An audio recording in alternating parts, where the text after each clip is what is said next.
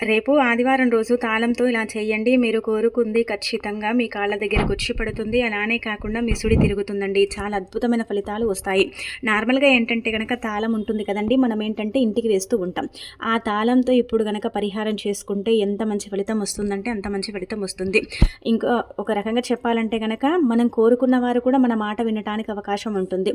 తాళం కుప్ప పరిహారం అనేది చాలా చాలా శక్తివంతమైనది. కాబట్టి ఆదివారం పూట ఏంటంటే కనుక సాయంత్రం పూట చెయ్యండి. ఉదయం పూట చేస్తే పెద్దగా ఫలితాలు రావు, కానీ ఇది సంధ్యా సమయంలో చేసుకుంటే ఖచ్చితంగా మీ యొక్క కోరిక తీరుతుంది, మీరు కోరుకుంది కూడా జరుగుతుందన్నమాట. అయితే ఎదుటి వాళ్ళు ఉంటారు కదండి, మొండి వాళ్ళు ఉంటారు కొంతమంది. ఏంటంటే కనుక మన భర్త కావచ్చు, భార్య కావచ్చు, మనం కోరుకున్న వ్యక్తులు కావచ్చు, ఎవరైనా కావచ్చు. ఇది మనకు తంత్రశాస్త్రంలో చెప్పబడ్డ చిన్న పరిహారం. అయితే ఈ పరిహారం ఏంటంటే కనుక చాలా చాలా శక్తివంతమైనది. కాబట్టి దీన్ని మీరు నమ్మకంతో చేసుకోండి. ఒక రకంగా చెప్పాలంటే కనుక ఈ పరిహారం చాలా పవర్ఫుల్ అని కూడా చెప్పొచ్చు. ఒక చిన్న తాళం అంటే తాళం కుప్పని తీసుకోండి. దానికి ఏంటంటే కనుక మీరు కోరుకున్న వ్యక్తులు ఎవరైనా కావచ్చు, వాళ్ళు ఏంటంటే మీ మాట వినాలని దాన్ని ముందే తాళాన్ని ఓపెన్ చేసి పెట్టుకొని ఆ తర్వాత మీరు సంకల్పం చెప్పుకోండి. కోరుకున్న వారు మీ మాట వినాలని, ఆడవారు మగవారు ఎవరైనా పర్వాలేదు. అలా చెప్పిన తర్వాత ఆ తాళాన్ని లాక్ వేసి ఆ తాళం కుప్పని ఒక సైడ్ పడేయండి దూరంగా.